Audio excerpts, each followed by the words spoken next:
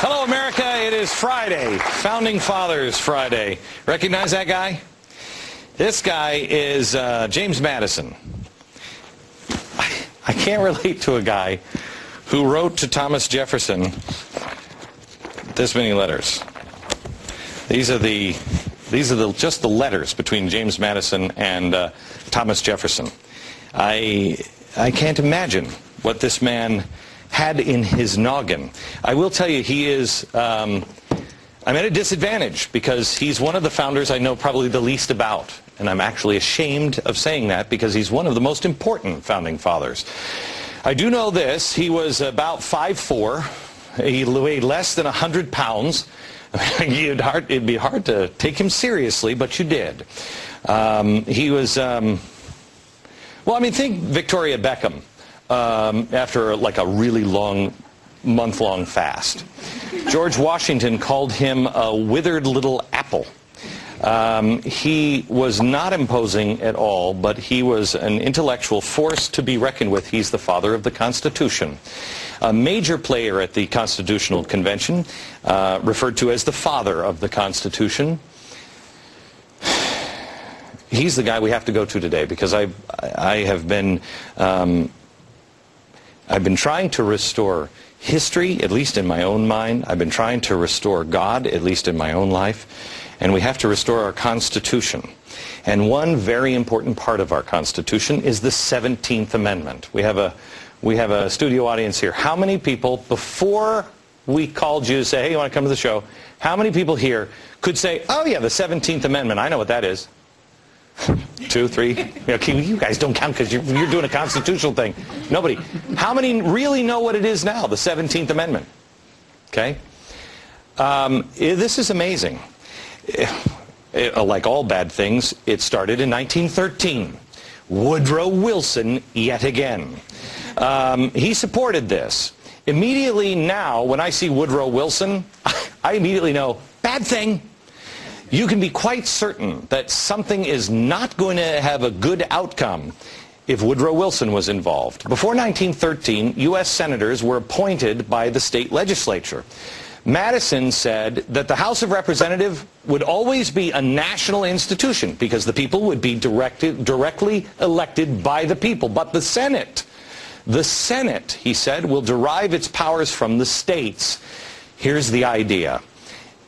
You have the senators be representatives of the state interest, kind of like a lobbyist for the state. You'd think progressives would like that. The 17th Amendment changed that and instituted a direct popular election of United States senators. 2 senators, right there, 2 Senate, or the United States Senate shall be comprised of 2 senators from each state elected by the people. Okay? Why did they do this? Well, they wanted to take the direct representation out. They wanted to make sure that the states didn't have the direct representation. This, Thomas Jefferson warned about, 1821. He said this. We have it up here?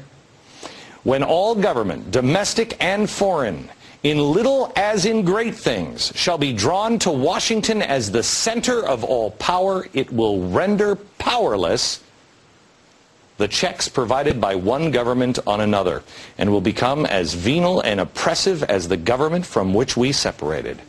Got it? Progressives will tell you, well, we had to change this. We had to because the states were just becoming too corrupt. Oh, no.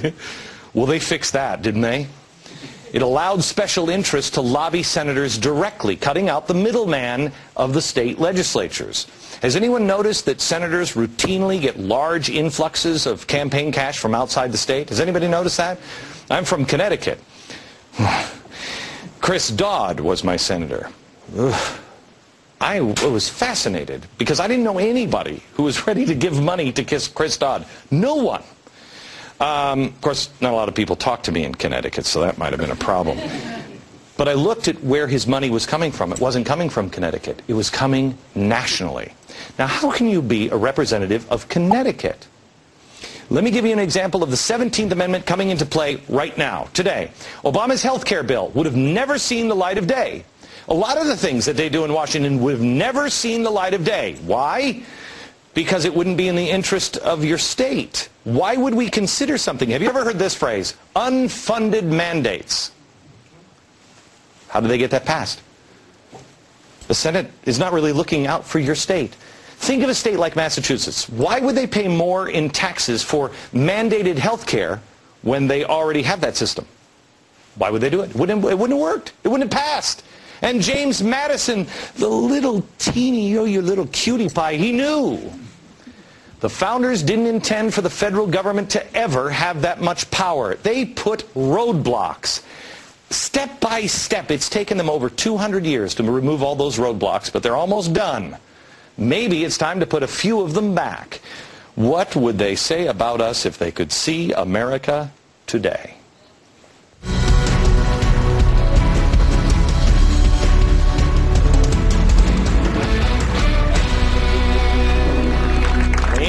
How are you? How are you, sir? Good to see you. Let me introduce our guest, Colleen Sheehan. She is a professor of political science at Villanova University, the author of James Madison and the Spirit of Republican Self-Government. And James Best is also here. He is the author of Tempest at Dawn. Okay, if it wasn't for James Madison, we probably wouldn't have this. We certainly wouldn't have the New York Post. I wouldn't probably be able to hold up the Bible today, would I? I wouldn't be able to have my show today, would I? If it wasn't for James Madison, would I have freedom of speech? Would we have freedom of press? Well, we may have those things, but it was Madison who introduced the Bill of Rights into the first Congress of the United States, and he did so at the urging of a number of people, including his best friend Thomas Jefferson, who thought that a Bill of Rights was really essential to a free government. Madison was a little bit concerned because he didn't want it to be interpreted that those were the only rights we have, and thus the importance of the Ninth Amendment. No, we have that problem, but we now have a problem from the president, and this is the second time that it's been tried by a president. FDR, I believe, was the first that said it's a charter of negative liberties, and it should say all the things that that the government should do for you. That is exactly the opposite, right? We are 180 degrees in the wrong direction. Absolutely. What did they say? Because you wrote, I love this, I haven't read it yet, I love this theory. This is a novel, but it's about the Constitutional Convention, and all the facts are in here, so you get everything, but you can read it in novel form. What were they dead set for and against? Well, they were dead set against any centralized power. I mean, they had just come from underneath the British, and they feared concentration of power. And we talk about checks and balances today, but we use it as one word. And they wanted balance to also go with the checks. So if you didn't have enough power, that check wasn't any good. So that's one of the reasons why senators were appointed by the state legislatures, because they gave power to the states. Do you think the 17th Amendment, if it was repealed, do you think that would change things in America? Sure. It would add again another check on the national government. I served a small bit of time in the Pennsylvania state legislature. Oh, I'm sorry for that. Yeah, my condolences. But our U.S. senators would come and pay a visit every once in a while, and at the time it was Senator Specter and Senator Santorum. Oh, well. And they would come to the Republican caucus, and it was more like a social visit. Yeah. If their feet were held to the fire by the representatives of the people of Pennsylvania, it would have been much more than a social visit.